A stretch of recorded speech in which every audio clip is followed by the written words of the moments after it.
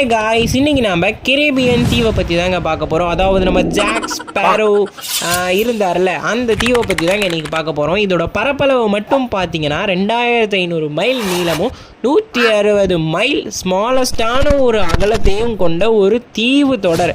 இதுக்குள்ளார 7000 தீவு அடங்கி இருக்குது. அதே மாதிரி சின்ன சின்ன லேண்ட்ஸ் எல்லாம் அடங்கி இருக்குது அப்படின்ற மாதிரி சொல்கிறாங்க. இதை பற்றி ஒரு இன்ட்ரெஸ்டிங்கான ஃபேக்ட் என்னன்னு பார்த்தீங்கன்னா, இந்த கரீபியன் தீவு இருக்குல்லங்க, அதில் ஜஸ்ட்டு 2 சீசன்ஸ் மட்டும்தான் இருக்குமா. பேசிக்காக நம்ம இது வேர்ல்டில் பார்த்தீங்கன்னா 4 சீசன்ஸ் இருக்குது. அதாவது spring, summer, autumn and winter.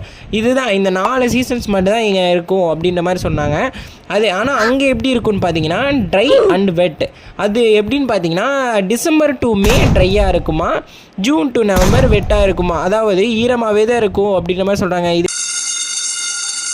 இடத்துல அவங்க ட்ரைன்னு எதை மென்ஷன் பண்ணியிருக்காங்கன்னா ஜஸ்ட்டு கொஞ்சமாக தூத்தல் மாதிரி மழை பெஞ்சிட்டு சூரியனும் தெரியற மாதிரி.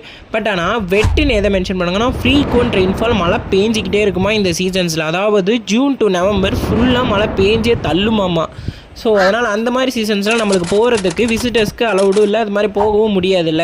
ஸோ இந்த விசிட்டர்ஸ்க்கு எது ஏற்ற மந்த்துன்னு பார்த்தீங்கன்னா டிசம்பர் அண்ட் ஏப்ரல். இந்த 2 மந்த்துக்கு இடையில் போயிட்டு வந்தோம்னா ஜஸ்ட்டு அப்போது வெதர் எப்படி இருக்குன்னா மைல்டாகவும் ட்ரையாகவும் இருக்குமா.